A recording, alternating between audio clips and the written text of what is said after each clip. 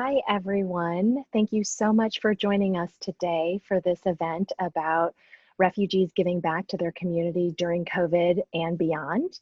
I really want to give my deepest thanks to all of the event sponsors today. That includes Refugee Congress, Human Rights First, and Veterans for American Ideals, Refugee Council USA, and my name is Cindy Huang, and I work at Refugees International, where we're starting a new initiative with many partners. The initiative is called the Refugee Advocacy Lab.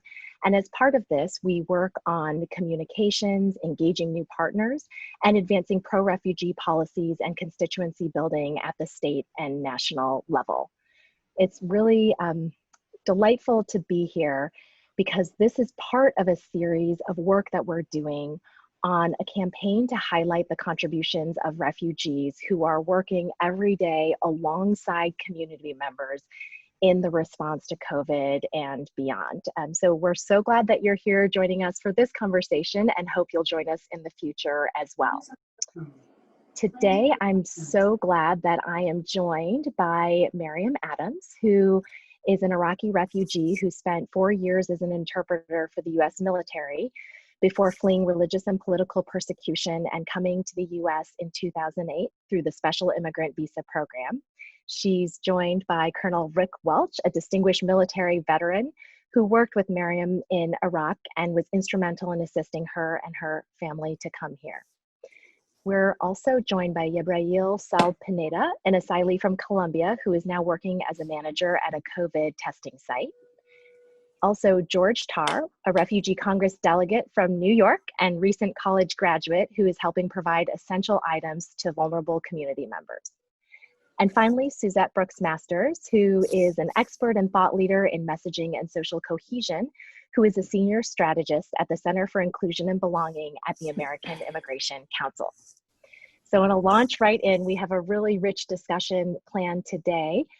And let me first begin by turning it over to Suzette to give an overview of her research and thoughts about communicating about refugee and community issues. Thanks, Cindy. So glad to be with you all. I'd like to provide a little context for our conversation today because context influences what strategies will be most effective in improving the reception and policy environment for refugees. I'll start by saying that after 20 years of working on immigration and refugee issues, with 10 of those in philanthropy, I had some blind spots about where public opinion stood on these issues. I wasn't worried enough about rising cultural anxiety driven by demographic and social change and how politicians were exploiting it, transforming immigration and refugee issues into cultural flashpoints. I didn't understand the connection between the rise of white nationalism and the scapegoating of immigrants, refugees, and other groups deemed other.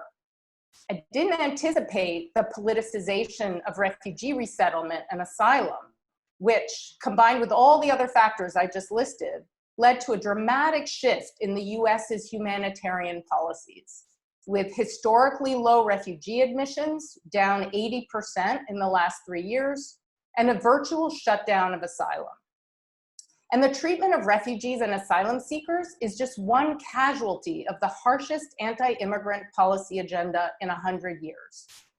So in 2017 and 2018, I dug deep to understand these cross currents better. My findings, published by Welcoming America as Change is Hard, Managing Fear and Anxiety about Demographic Change and Immigration in Polarized Times, explore these themes more deeply. There's a link to it in the chat if you want to learn more. What I found is that even in a challenging environment like ours, now with the added stresses of COVID and a reckoning with racial inequality, some forms of engagement are more likely to be productive and effective than others. So I'd like to begin with those. In order to promote more positive attitudes towards refugees and change public policy, I recommend the following.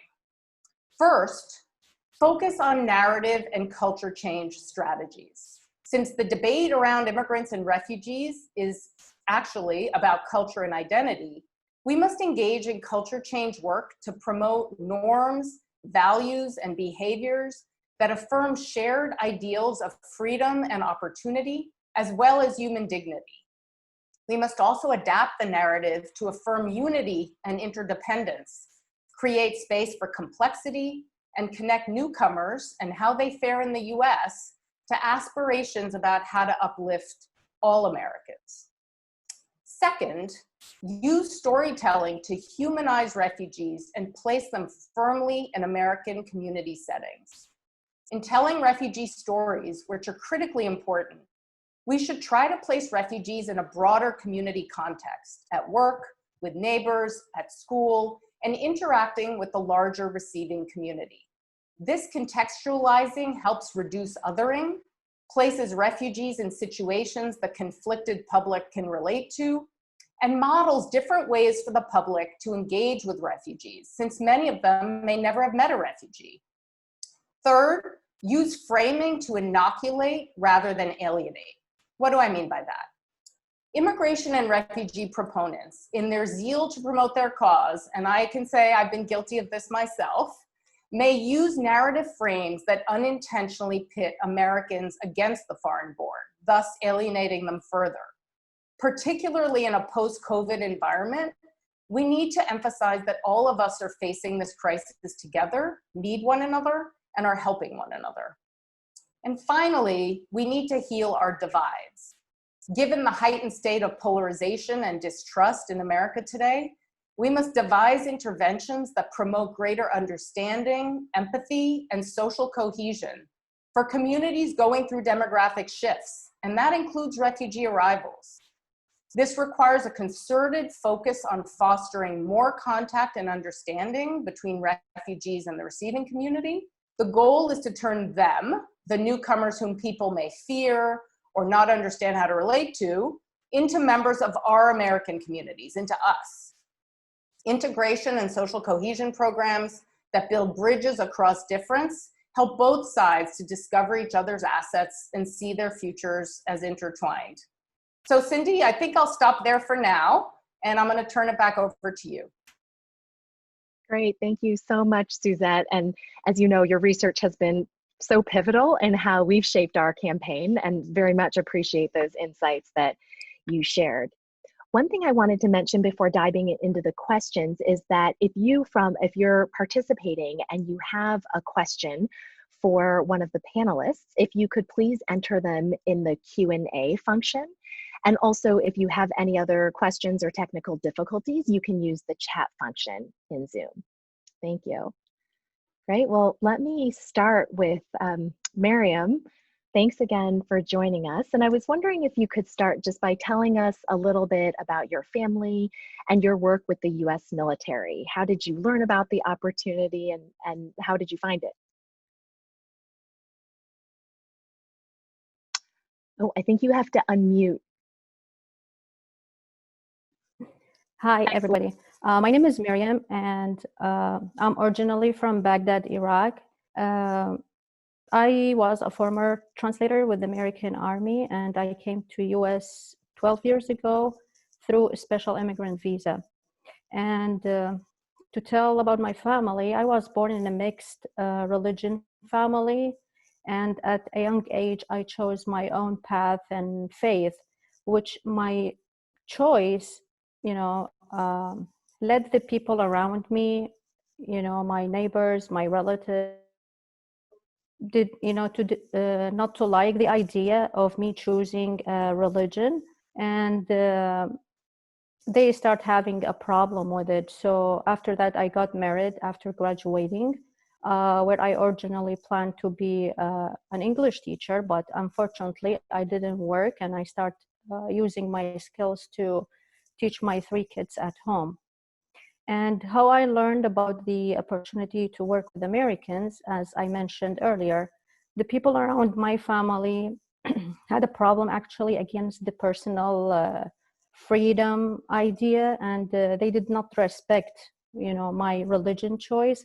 So when the American Army entered Iraq in 2003, we were in a big danger, because some of these people, they were tied with some radical militias, and they start targeting the minorities in Baghdad and in whole Iraq, actually.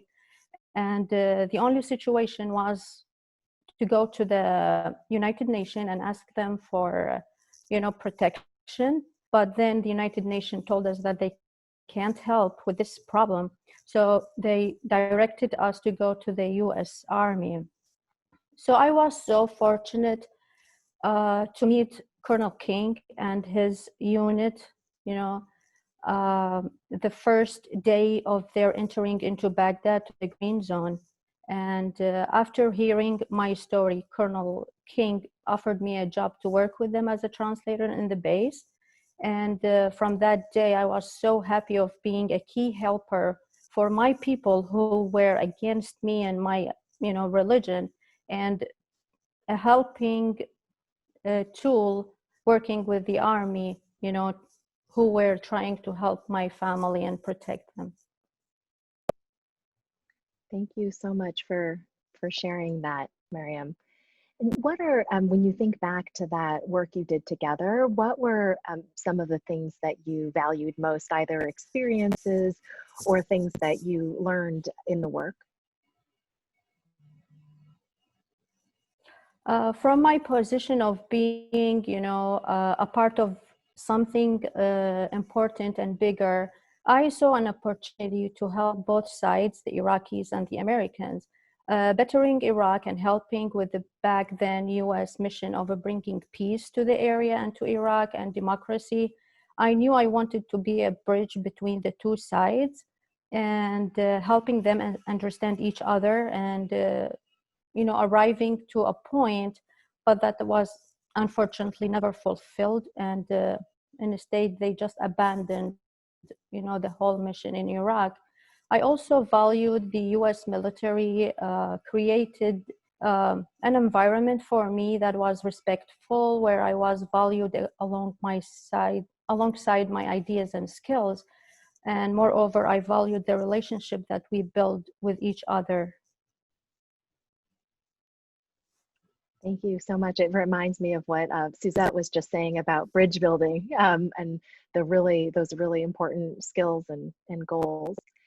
So can you tell us a little bit more about, or tell us about the application for the Special Immigrant Visa Program, how it went, how long it took, and then when you did get here to the US, what are some of the things that stand out, both in terms of challenges and opportunities? I kept working with Americans in Baghdad until 2005. And in 2006, the situation started becoming so bad in Baghdad for translators and people who are helping Americans. So we fled to Jordan. So after fleeing to Jordan, with the help of Colonel King, actually, who hired me again in Jordan, and I start, working with him again online. And in Jordan, it was so hard for Iraqis, in 2006 to, get a job there. So I was working online to support my family. And one day, actually, I received a phone call from Colonel Welsh, and he was telling me about the new program, the SIV program. And then he told me to go and apply for it. And with his help also, he hired an immigration attorney to file for our application. And I believe the whole process took us 8 months, and then we got the visa, and then we came to America. Oh, thank you. And thank you so much for serving with our military in Iraq. Really our deepest thanks. So Rick, we're really delighted that you could join, and you made a very powerful entry into the story there that Miriam was telling. Could you start by telling us about working in Iraq with Miriam, and what do you remember most about your collaboration with her? Yeah, well, if I could back up, I'm always fascinated. Well, first of all, thank you for letting me participate in this. I think it's really a valuable service, to everyone who's interested or affected by these things. But the conditions for me to meet Miriam and help Miriam actually were set by two men back in 1990. One was Saddam Hussein, who invaded Kuwait, and the other was Colonel King, Alan King, who was became a friend of mine during Desert Storm, and we became very close friends. I was godfather to his son, and so I'm always fascinated how things work out. And so when 2003, the invasion, Colonel King was commander of the Civil Affairs Battalion, and that's where Marion met him and began to work with him. And when I then came into Iraq, I was the civil military advisor for Baghdad province, and and so I immediately linked up with Colonel King, who was still there in Baghdad, and I met Mariam on February 5th, 2004. It was a Thursday. We had lunch together at the Al Rashid Hotel, which was actually a dining facility for the military. And Mariam told me a lot of what she just told you about her life before 2003, and so we became friends there. But she was still working for Colonel King when Colonel King left Iraq. Then he had asked me if I could, bring in a lot of the folks that were working with him. Mariam, of course, was one of those, and I was happy to do that. And so my first impression of Mariam, she was quiet, she was very humble. I thought she was very shy, but she had exceptional English skills. And, so that was my first impression of her, and her story touched me. I could tell she was a person of devout faith. But as we worked together, I saw more qualities from her loyalty, not just to our work, but to her country, to her family, to being this bridge, to help us with the work we were doing there. She's very reliable and trustworthy, and I said, that's not what she was, that's who she was. And those skills, those were things that she possessed long before 2003. That's just the nature of her person. So I was so happy to have someone like that you could trust, that was very reliable, working with us on these important, actually life and death kinds of issues, because a missed communication could lead to, a deadly situation. So Mariam was good at not just telling me what people said, she could tell me what they meant, so she could understand all of that, and that really helped me. So it was a great working relationship, and I owe it to Alan King. In Iraq they have the maxim, a friend of my friend is my friend. That's how Mariam became a good friend to me, and I was so happy to be able to meet her and to help her and to work with her. Oh, thank you for that, and thank you too for your service. It's so interesting to think about. Sometimes the world does seem very big and disconnected, but as you just said, there are so many networks linking all of us. So you talked about working with Mariam. You've also volunteered to help others come through the Special Immigrant Visa Program. Why you could be, maybe not right now, but you could be on a beach relaxing. So why do you keep up this work, and what do you want people to know about the SIV program, and why you think it's so important to America? Well, I remember in 2004 and 5, before they had the program, one of the things, I probably never told Mariam this because I didn't want her to know this, but one of the things I struggled with was every day when my translators that worked with me and advisors, when they left the safety of our offices and went home, I wasn't sure if I was going to see them the next day because of the dangers. I just lost a friend 2 days ago that was assassinated in Baghdad, that worked for years, who stayed in Iraq and wanted to stay and work. So I just wasn't sure. I mean, it was something that I was concerned about. So when the SIV program came on board and I became aware of it, I contacted everyone I could to let them know about the program, to give them the choice. And I knew from working with Mariam was not about herself. It was always about her children. She wanted to give her children an opportunity. She wanted them to have an opportunity for education. And I can tell you all three of them are overachievers. I mean, they have done really well, and it's really thanks to Miriam and her husband Basim. So I wanted, for knowing the sacrifice that these folks made, not just for the work for me, but every day the sacrifice is what they had to go through. I sort of dedicated myself to helping and never saying no to anyone to apply for that program. The problem is, we've now been over 3 administrations, but it's an administrative processing nightmare sometimes. Miriam's took about 8 months. I've had some that took 5 to 7 years. No explanation. They weren't rejected. They're just administrative processing.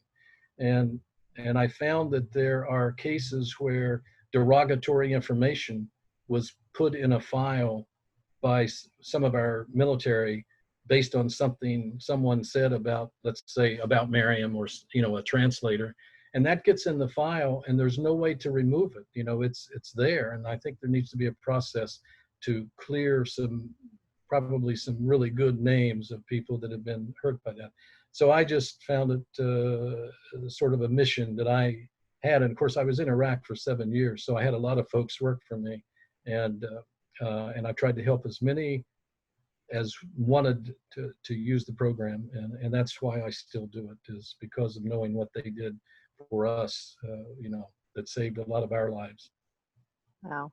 Yeah. Thank you. That's really incredible. And now, not to compare directly situations, kind of what was happening in Iraq and what's happening with COVID now. So there are a lot of differences. At the same time, they're challenging situations. So I was wondering if you could reflect on your work with Miriam and others and how you helped each other through those tough times, and how you may be bringing some of those lessons as we confront the crisis of COVID today. Well, I was always impressed at how calm Miriam was, knowing where she lived in Baghdad and knowing what was going on around her. Every day we had car bombs, for a while going off in rockets and mortars, and she was very calm. And so, you learn to exist in those situations. But I want to go back to what I said about who Miriam was. And, a lot of times we look at folks who come to this country and we call them refugees, or we give them some classification, but that's not really knowing who they are and knowing what kind of folks they are. So, what I would say about this current situation is that we have some great people out there that are yet unidentified, that are probably doing great work that no one knows about, and they came through a process like Miriam did. And I remember when we first went to Iraq, the military, Iraq had been closed off for a while. We sort of acted like Iraqis didn't know how to do anything. And I remember I was at the city hall at a city council meeting one day and met a young lady there that was on the council who spoke English. And I asked her, where do you work when you're not on the council? And she said, oh, I work in the Office of Urban Planning here in the city hall. And a light bulb came on, because all the preparation we put into Iraq, I don't remember anyone saying there's an Office of Urban Planning. I went down there and they had great blueprints on how to develop the city. They just needed money and assistance to do it. So I think we need to look at folks like Miriam and George and Yabrail, and they're more than just a category of people. They are people with great skills and that can really bring a lot to our community. Suzette mentioned it about receiving them and getting them in our communities. And so I think we have a lot of great people out there that now can help us in this time of challenge. Great, thank you. And Miriam, I wanted to come back to you to see if you have anything you want to reflect on from what Rick said. Really, we're all cheering you and your 3 overachieving children on. And just, also this question about, you have been through crises before, and how that may shape how you're confronting the COVID crisis and how you and neighbors are supporting each other. And then we also have a question from the audience that's very related to this, which is around, the challenges that you faced when you came here, and the opportunities and people who lend a helping hand to help with your adjustment to the United States? Actually, we came to Omaha, Nebraska, 2008, and there was something astonished me, the most when I arrived to America. I saw all these Americans, and then I just remembered the movies that I was watching when I was a kid. And then I said, finally, between these people, and I knew that they are so kind, but the Iraqi media, before 2003 was just telling all Iraqis that, all Americans are bad.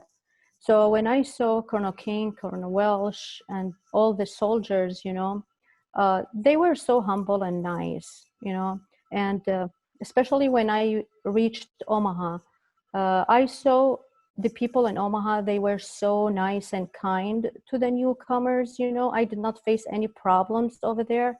The only challenge that we faced as a family was not finding, the right and suitable job for us, and this is the only problem that I faced, and it was a blessing from God, that He helped me. And after that, after I was, working as a case manager in a refugee center in Omaha, I started seeing all the challenges that the refugees are facing, like language barriers sometimes, even the SIVs, holders. They didn't find good jobs first, and then there were some troubles with the transportation, housing, and finding the right job for the families. And hopefully, in these days, people start learning more about refugees, so they start, engaging more and helping these people more. Cindy, if I could jump in Yeah, on that please. question. Yeah, please. This was one of my pet peeves too. There were some folks that I helped come to Iraq that live close to me, or live in close enough that I could go see them. And I was really appalled at the neighborhoods that they were placed in. Sometimes they were, and I know it's due to funding and there are a lot of issues, but I really felt really ashamed in a sense, because sometimes they're placed in some of our worst neighborhoods in terms of rundown neighborhoods, unsafe neighborhoods. And this is a shock, I know, to some of them who have young children with them and things. So I think the reception sometimes, Omaha is a great city, so it was sort of an exception, I think. But in some of them, I think the reception we have given folks who come here may not be a great first impression when they come. Yeah, and I think I'm always struck by the statistics that despite all of that, how much refugees then end up contributing kind of wherever they are. And there was an interesting report that found, over I think it was a 12-year period, refugees contributed $63 billion more than they used in any type of government service at the state or federal level. So yeah, it's really a story of resilience and contribution that happens despite some of those conditions that you described. I am going to turn to Yabrail in a minute, but George, I saw when we were having that conversation, you were nodding a little bit, and I know you work in refugees and services to others. So did you want to say something about that?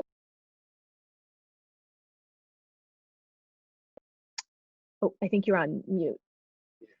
Well, just to touch back on what Rick just said about the type of neighborhood that refugees are placed in, I think resettlement is a great program for a lot of refugees around the world and people who are trying to come to the United States. But one of the major problem is where they are placed, and I think when people are fleeing violence, you don't want to put them back in a situation where they're going to be seeing violence every day. And that's one thing a lot of refugees experience. I've experienced that. I lived in the United States for almost 20 plus years. And when we were first resettled, we were resettled in a neighborhood where gang violence was a major issue. And most of the time, younger kids growing up, their role models were guys that were standing on the street corner selling drugs. Okay, thank you for that. Gabriel, Hi. hi, thanks so much for joining us. Thank Could you, you for the invitation. yeah, could you start by telling us about your journey to the US, why you came, and Yeah, sure. again, one or two moments where someone lent you a helping hand and lent you some support? Okay, first of all, I would like to say thank you, everybody, for staying here this afternoon, and thanks for inviting me. I'm originally from Colombia. I came to America in 2014. Unfortunately, I have to leave my country because I was working for my LGBT community. I was representing my community, and I was working on reparation restitution for people who was displaced from their lands for violence. Different weapon group in my country, like FARC, guerrillas. So I was doing this job to show the reality the government that the real people was displaced by sexual orientation. So in this meantime, that one of those groups doesn't like my job, and I was treated. They tried to kill me, and I have to leave my country and start my journey in America. When I came here, first of all, I was on detention because I'm applying asylum in an airport. So I was in New Jersey in Elizabeth Center detention for 1 month. But thanks God, in detention, I had the opportunity. First of all, met some very nice people, and from Human Rights First, Jenna Gilbert. She wasn't the mom and my angel. She was who helped me with my process to getting my humanitarian parole and be released from detention.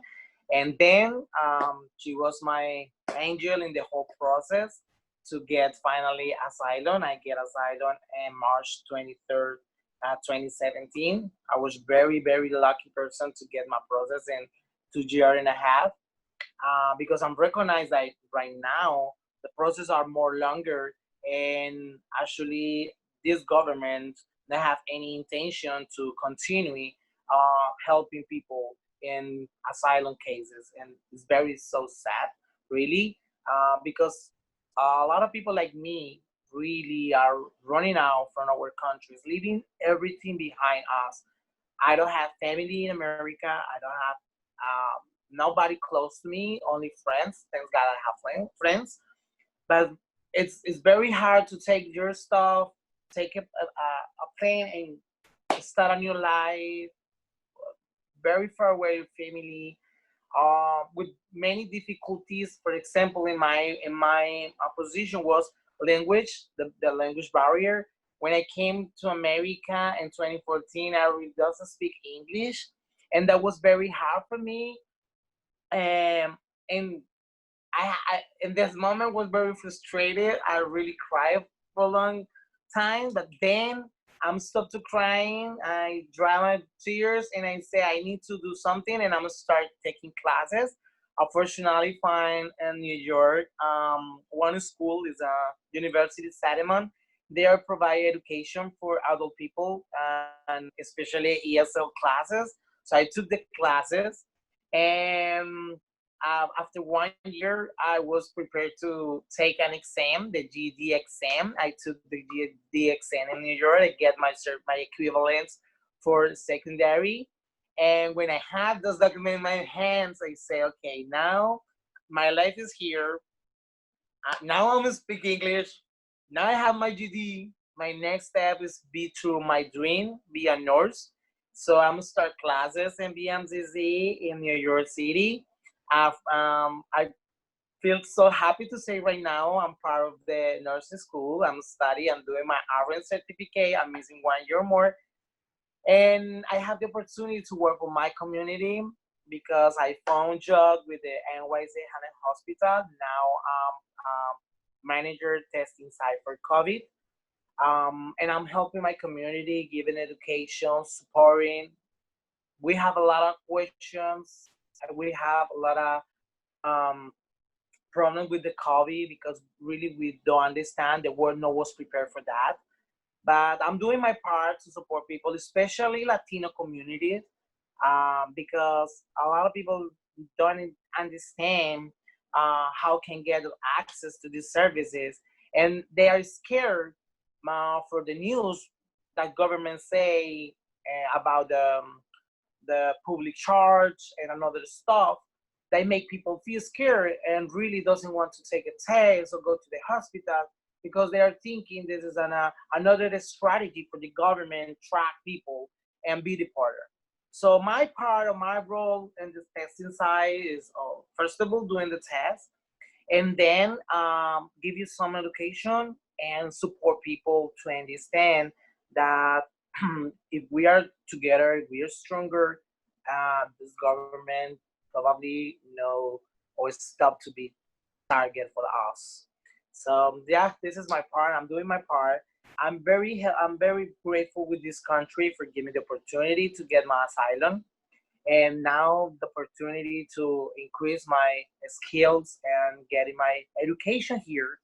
And I think, and I would like to say for especially for my Latino community and my LGBT community, when we came here, really, we are not all of us drug dealers, or we are not bad people to criminals like the government selling in the speech for the last 4 years. We are people came to here looking at better opportunities, and mostly of them working for the community like me and doing our part to make this country better for everybody. Oh, thank you, Yabriel. And just so grateful for the work that you're doing really on the front lines. And I would recommend to any of the participants on this webinar the great statistical work that a group called New American Economy does. And they recently released a report around World Refugee Day in June that says that more than 175,000 refugees and former refugees are in the medical profession, and so many more immigrants. So it's really great to hear about it and that work firsthand from you. So George, I wanted to bring you into the conversation further, and if you could tell us a little bit about the work that you do at African Refuge, your experience as a refugee, and how that led you to take on this job, both in the work that you do, and I know you also volunteer a lot before COVID, but also with increased needs are really ramping up your activities during COVID. Hello everyone, my name is George Tar. I'm the Deputy Director at African Refuge. So I've pretty much been part of African Refuge since I was like 17. Became the youngest board member at the age of 19. So I've been part of it for a pretty long time. And African Refuge provide comprehensive service to the setting out of neighborhood here in New York. And it's a nonprofit organization that was started with my mentor, Jacob Massaquer. So the early 2000s, since the early 2000s, I've been part of the organization, and it's been quite a blessing for me and my family. Sorry, everybody. Don't worry about it. You're at work, so we see you in line. So yeah, my family, we originally came from Liberia, West Africa. In 1998, my family fled Liberia due to the civil war that was going on in Liberia. And we were lucky enough to get resettled in the United States in 1999.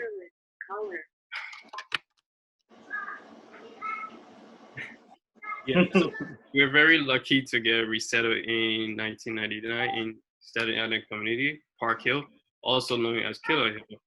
That's why earlier I was agreeing with what Rick said about refugees being resettled in violent in neighborhood that's not really conducive for them, especially when you're escaping war and genocide whatsoever. So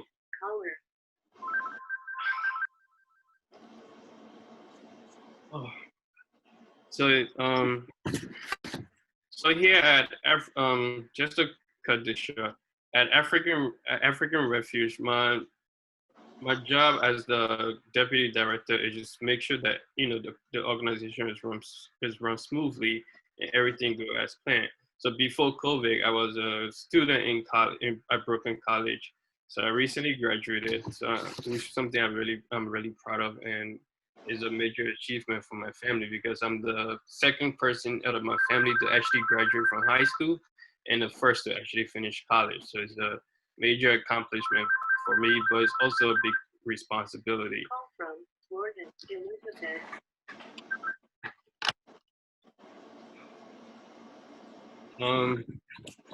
Sorry. No, don't worry about it. We understand that there's must be a lot going on at work right Yeah. now. You know, and so I just want, so first, congratulations on graduating from college. That's really incredible. Yeah, and I don't know if you want to say a few more words about what you've seen, you know, since COVID started and the kinds of needs that you're able to help meet. Yeah, so since COVID started, the community been hit really hard. We had almost close to 15 people. I'd say close to like 12 to 10 to 15 people who actually lost their life to COVID. So the neighborhood been hit really hard. And right now we've been working on several different projects to help the people. Right now we're working on the memorial garden to dedicate to people who lost their battle to COVID. And we're actually working on some financial. We're working with the city to to see how we can help people with cash assistance. There's a program called NY United ECAP, pretty much cash assistance program. Right now, we are screening people to see if they qualify for the program, and we'll be able to help them within at least 2 to 3 months. So each participant will get, a Visa card so that they will be able to help them with the conditions so far. A lot of people who have we also provide PPE every Wednesday, and we provide food. We have food. We have a food pantry that runs every Wednesday from 1 o'clock, from 12 to 1 o'clock, and a lot of community member comes out and we give them food. We also provide food for the seniors. Seniors are also people who are disabled, cannot come outside to get food during the pantry. So our staff member deliver food to them every Friday to senior members. The community is a community that composed of Africans, mostly Western African, and then Hispanics and Asians. So those three different group of people. And for students, we provide Zoom tutoring. So we have staff members that tutor kids literally every day. They tutor kids from 3 o'clock all the way to 6 p.m. So most of the kids that used to come to our after school program, they no longer come to the COVID. So we provide Zoom tutoring, and we also do get up and go lunches. The organization provides get up and go lunches we partner with schools around the city where we get lunches every day and we give it to student every day. Most of the students do not show up, but we usually contact them and tell them we have food that for them to pick up. And also, I think one of the one issue a lot of people are facing in the neighborhood is housing. So due to COVID, a lot of people that are waiting for apartment, they're being put on hold. So lack of affordable housing have pushed people to living with their family members. So it create uncrowded. It's very uncrowded for a lot of people. So, but also it's very hard because when people are all squeezed up in a small apartment, it's hard for them to practice social distancing. So we try to stress that as much as possible. Great, thank you. I just had one last question because we've talked quite a bit about COVID. Of course, there's also the long-standing issues of systemic racism that people have now been mobilizing around, and a lot of energy around the movement for Black lives. And I wonder if you want to share a few thoughts on how that has shaped your work, influenced or influenced you, and how you might be engaged. Yeah, I believe the hardship that my family actually experienced when we first came to the United States it's something that I still remember. And it's something that when I look back on, I'll wish that, you know, other refugees don't go through something like that.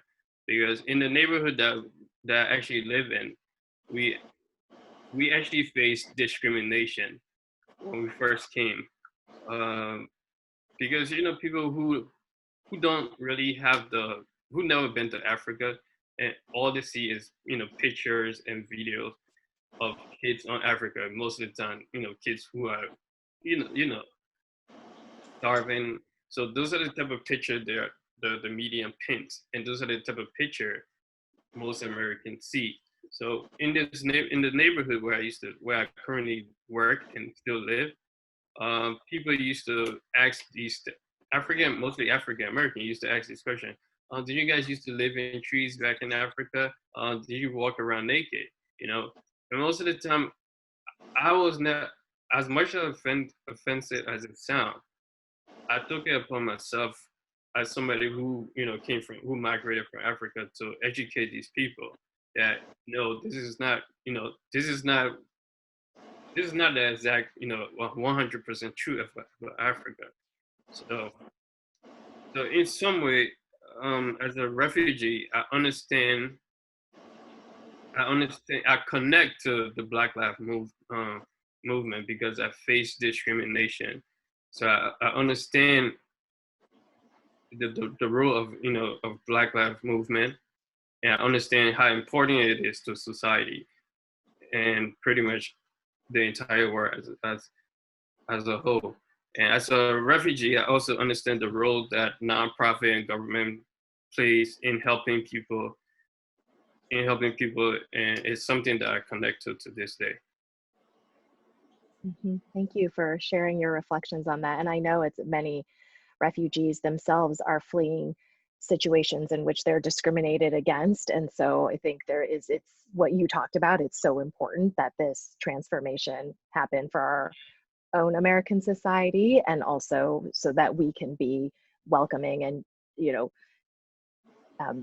educate and engage people so that some of those false images are not what people hold. And thank you so much. And that's actually a really good pivot to Suzette. And kind of now that you've heard and you recommended storytelling, and we've just heard, you know, still too short, but we've heard some really compelling stories.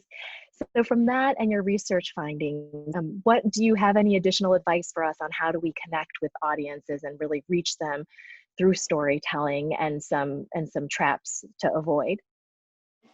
Thanks.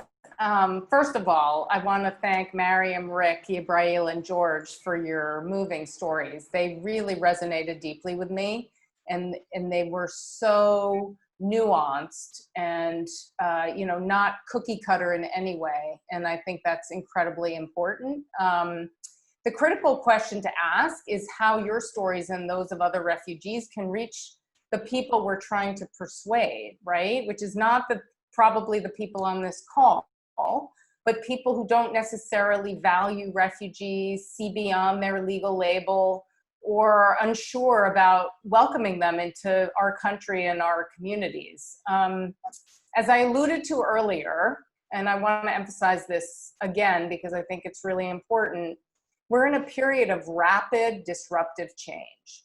And change of this magnitude is destabilizing. It amplifies emotions like fear, anxiety, and competition, but it also has the potential to be transformational, to upend systems and mindsets and foster greater inclusion and belonging. And the outcome that we get very much depends on the work we're all trying to do. It's not a foregone conclusion.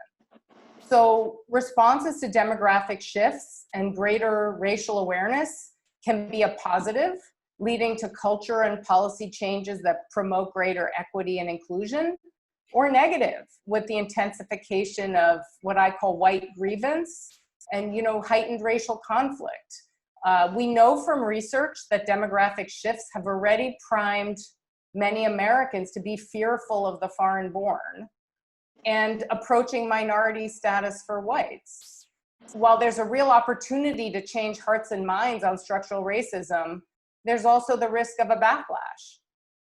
It's also the case that increased focus on the plight of American Blacks may not necessarily lead to greater interest in bringing in more refugees and immigrants or treating them better, although it could.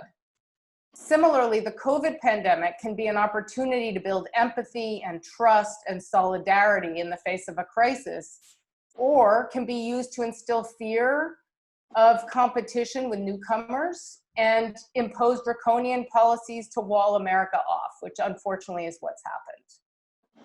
In addition to concerns about contamination, which unfortunately are often associated with foreigners, the resulting economic downturn from COVID has generated tremendous economic insecurity and uncertainty about the future.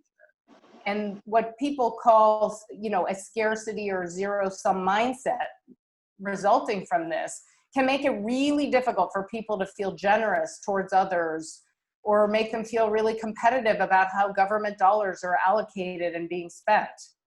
I think efforts to highlight immigrants and refugees as essential workers in the COVID response, like Ibrail's story and George's story, are a key strategy to advance a solidarity narrative and neutralize that scarcity mindset.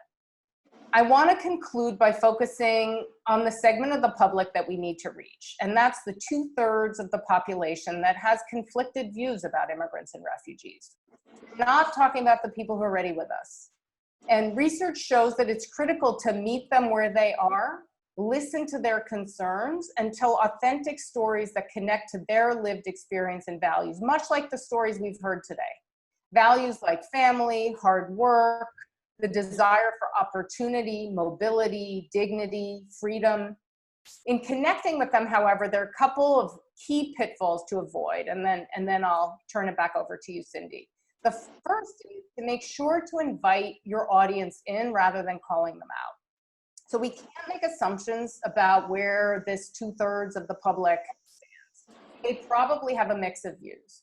What we need to do is prime this audience by listening to them, unpacking the complexity of their views about refugees. It's also important to acknowledge that this is a difficult moment for so many, and to connect individual refugee stories to those of the broader community, to shared dreams, shared fates, interconnectedness, and mutuality. And then the second pitfall, which I think you have avoided in the storytelling today, but I must tell you that's not always the case, is to avoid what I call exceptionalism, right? Making refugees seem better than, tougher than, more victimized than others, right? And this can be challenging when you're trying to make a point about refugee contribution, to reject like the burden frame, or arguing that refugees deserve a home in America. So for example, when advancing an essential worker storyline, you want to make sure to acknowledge the others who are contributing and also in need. And if possible, tell stories of refugee contributions alongside those of the US born, or of refugee struggle alongside stories of other struggle. So I think none of the stories told today, I thought, fell into these traps. But I'm just making the general point from the research that I've done, because unfortunately the stories are not always told with this much sensitivity. And so I think they're a great model to follow. And with that, I'll hand it back over to you. Great, thank you. And I couldn't agree more at how much these stories resonated. So we have I'm looking at a very robust list of questions from our audience. And I did want to start with one. It's a former refugee asking, how can he or she be more involved in educating the broader community, especially beyond the urban centers? So really, how can we reach more suburban and rural audiences? And so I open it up to see if you have any tips for how to do that, and also keeping in mind some of the great advice that Suzette had. George, Ibrail, or Miriam? Yeah, sure. I think one of the best ways to reach out or to create a welcoming community if you are not a former refugee or a refugee, is to partner with organizations that do the work that refugees, would like to do. partner with organizations like the IRC or HIAS or volunteer with these organizations, smaller organization or bigger organization. Um, do a lot of research, self-educate yourself. Great. Gabriel, did you want to add anything? But I'm agree with George that it's important to be part of, for example, organizations that are working for immigrants, for refugees, or people looking at seeking asylum here. In my case, for example, before getting my documents for work, I was volunteer for longer, and I work with different organizations that support people to start process for asylum. And in my role as volunteer, I had the opportunity to share my history, to share how it was for me came this country and start my new journey here. Because when we came here, we have a lot of questions. Our head is spinning around, and scared sometimes. Mostly when we find people in our way that make feels, or in any moment you can be deported or your life gonna be out, put it outside the America or the United States. So when I was volunteer, I had the opportunity to talk with people, encourage to seeking a better life here, use in a better way this opportunity. And always I say this when I have a conversation with people is recently came to America and started process that asylum. And I say, use your time as better you can. Use this opportunity as an a bless that God give you to you, because a lot of people try to came here and unfortunately can't do. So you're a very blessed person. Use this opportunity as better you can, improve yourself, study, use all the resource and all the opportunity this country we have for us, and improve your life and looking something better. And don't forget, we are part of the community. If we not living for service, we can do service for live. So all the time we support our communities. We're working with the communities. We're more stronger, and we are building a strong communities to say facing all the situations we are living in this moment. Yeah. Thank you. And that really underscores what Suzette was saying about, as a community, we're in this together. And you said that very powerfully. There are a few questions for Rick and Miriam about the SIV program, the Special Immigrant Visa Program. So one person asked about how, there is a backlog, and as you, Rick, yourself mentioned that the processing times can seem very long. Do you have hope and or recommendations for how that could be sped up? And then another person wrote in to ask that as a veteran, he or she really wants to know, are there ways to engage to help promote either better legislation or implementation of legislation to increase the numbers of people and the speed that they can come to the U.S.? Yeah, well, I guess because it is frustrating. I mean, and it's frustrating not just from the administrative process that it's taking so long, but the clock is ticking on the danger that these folks are in. My goal was to get them out of danger, and so the longer it goes, the more frustrating. So I built a good relationship with one of our senators here in Ohio. And I would contact him, even though the SIV person was not going to settle in Ohio. My senator and his staff worked hard to try to get an answer on what was taking so long in the processing. So I would recommend that you, either yourself, whoever asked the question, or if you have a good friend, someone who can have a good relationship with your congressman, your senators, to help find out what's going on in the process, because it seemed like once they got involved, things sort of started unlocking. So, I fear that some of those applications are just laying in an inbox somewhere, and there's a lot of them and they haven't gotten to it. So engage your local and state representatives, your national representatives. That's what they're there for, to work for their constituency, and try to get them involved. and tell them your story. When I would contact my senator, I would give a little thumbnail sketch of the person and what they did, and something about the person, so that it humanizes that individual. And I have to say that was probably the one thing that I did that helped. And then I'm not trying to, I worked with the Iraqi Refugee Assistance project that first started when I first became aware of it. And they provide legal counsel, for some of these. And I worked with those legal counsel, to try to help. So I would find out who are the folks in your area that can help you, but your state, local, your national representatives, they're there to work for you, and they can try to get some answers. That's one thing I would say. Great. And Miriam, did you want to add anything about how people can support the SIB program?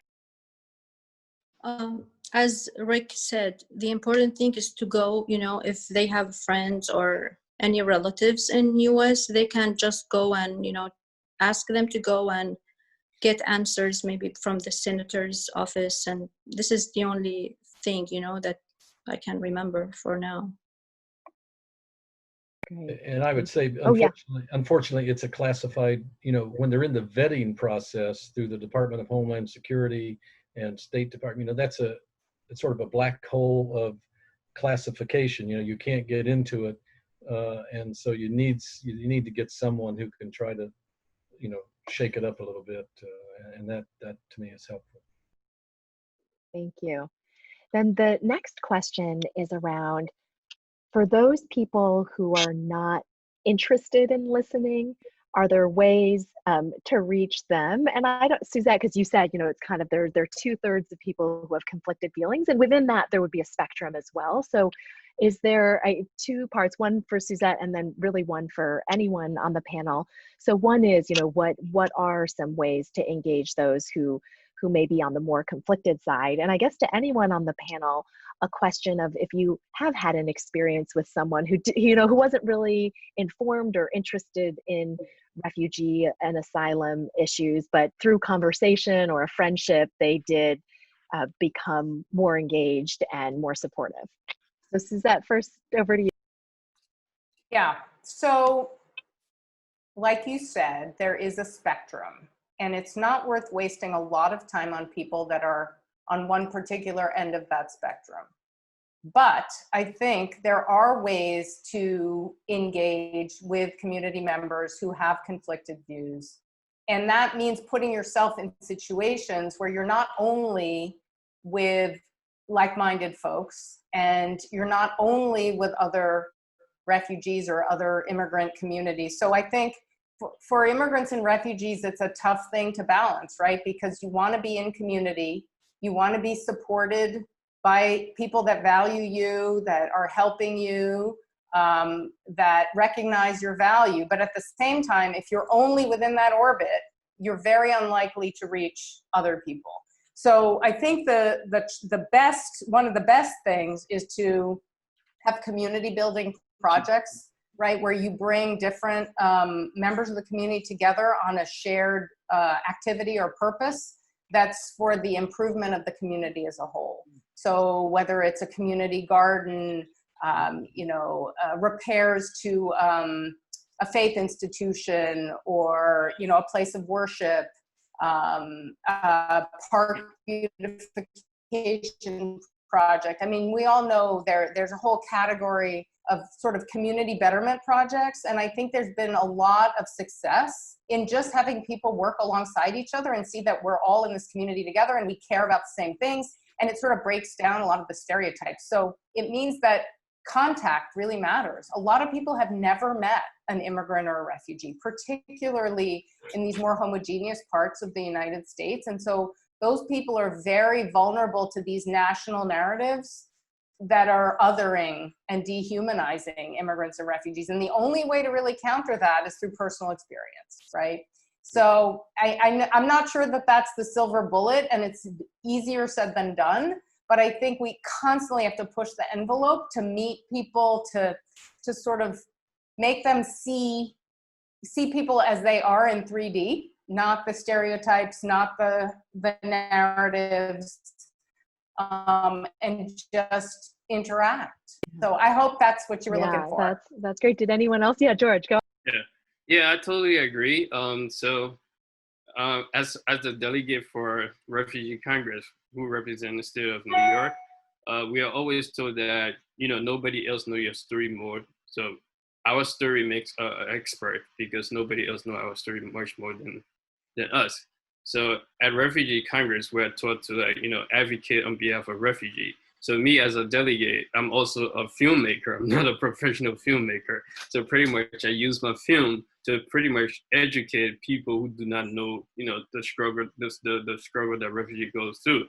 Because if I step outside of my job, outside of my office right now, and I go and walk outside and just take a stroll outside, this building, and I ask a few people, what do you know about refugees? Most people do not know, anything about refugees. Most people cannot give you a straight definition of a refugee. So it's, as a delegate, it's up to me to actually educate people on refugee issues. So most of the time I use my film that pretty much, depict pictures that paints picture of what refugee goes through and who refugees really are.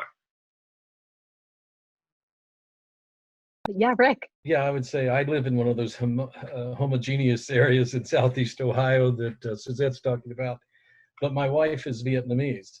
And so the community that we live in, and I think there may be a couple of three other,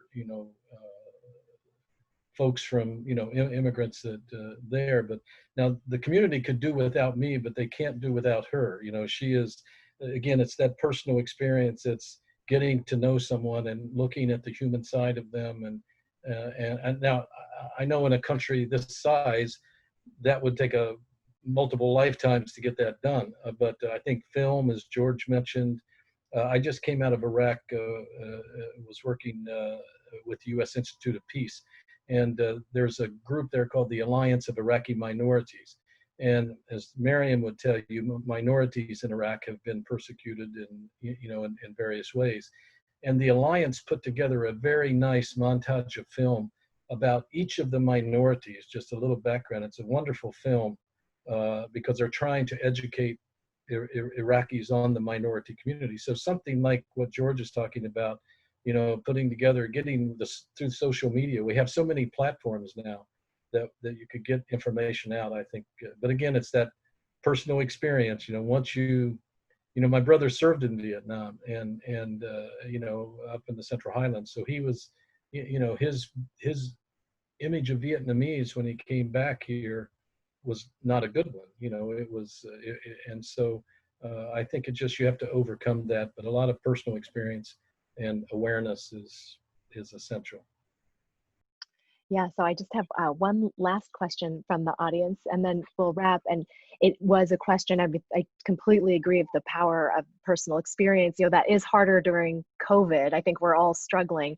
And Yabrail, you were telling us earlier before the webinar about how you've been just gathering people to share experience in some quite large webinars, including about people who've been affected directly by COVID themselves getting sick. So I was wondering if you could say a little bit about, that's not just for refugees and asylees. So how have you seen that connection on a virtual platform, help with building a sense of solidarity? And do you think there are any lessons related to what we're talking about now of exposing people and engaging people around refugee issues? Okay, when since COVID started, I was working in a nonprofit organization in New York. It's GMAZ. We are support people living with HIV, and we give you some services like housing, food pantry, education, workforce. So when everything started, my building was closed, and I was very insecure with my job because we didn't know if we want to have opportunity to work from home or not. So in this moment, I had a lot of time free, and I'm identified as needed in my community. Like when everything started in New York, the city no supply food at the beginning. We are talking about the first 3 weeks after March 13 to April 10, middle of April, starting delivery food, and now everybody had access to the food. But in the beginning, nobody. and a lot of families now missing jobs, not having money. And I'm gonna start from my platform like Facebook and Twitter and Instagram on a fundraiser. And we had the opportunity to reach 75 families with food, with delivery in the city and different places. And also we support people in shelters because when everything started, shelter was closed as a strategy to maintain everything clean and out of the COVID. But the sad part is people was in the shelter but not have access to food and other things. So with the fundraiser, we have the opportunity to support those people with delivery. As I mentioned before, 75% was getting the benefits from this fundraiser. And now doing my job as a COVID and specialist, I'm a COVID specialist from the World Health Organization, and I get my certificate for that. And I'm finished all of my training for doing education. And I'm start at a conversation every week with people was COVID positive. They was in a very hard situation and in the hospital for longer, like 2 weeks, with the machines and everything. So now they are recovered, and now I'm gonna start doing this conversation as part to support people and give you more education. I'm sorry. And yes, it's basically we're talking about how was the experience to get a COVID, how was your experience, and how you feel before go to the hospital, because all of them are immigrants and they are scared to go to the hospital for be tracked for ICE and be deported. So how was those experience to face him for this part COVID-19, for this part all the fears and all things happening around immigration status was we're talking about that, how affecting in this moment people COVID, but also how affecting those things happen in the immigration subjects. Yeah, and just, I mean, what really struck me is you said you've had, up to 1,200 people participating. And so I think that to me really does reflect that we can support each other and come together despite the virtual nature of our interaction. So I just wanted to close by answering another question that came in about what's the role of Refugees International and organizations like ours in this advocacy and creating and building support at bigger constituencies for refugee protection. And I feel very excited that we have this opportunity to work on this initiative I mentioned called the Refugee Advocacy Lab, which has events like these, so focuses on communications and is building partnerships with those groups who may have not previously focused on refugee issues. Like Saul spoke so powerfully about health associations, people who are really getting interested for a variety of reasons. And then finally, looking at pro-refugee state and federal policies. I want to make sure to acknowledge our many partners in this work. Thanks to the co-sponsors of this event, Refugee Congress, Refugee Council USA, Human Rights First, and Veterans for American Ideals. And I wanted to mention several other partners who have been working closely with the Refugee Advocacy Lab, including the International Refugee Assistance Project that Rick mentioned, the International Rescue Committee, Church World Service, and so many others. So there's not a way for all of the audience to hear us clapping, but just know to the fantastic panelists that everyone is clapping in their own homes. And I'm sending gratitude from my heart. Thank you so much. Thank you to the Refugees International Communications team for putting this event together. And we will keep you posted on our next events. Thanks so much for tuning in, and everyone take care.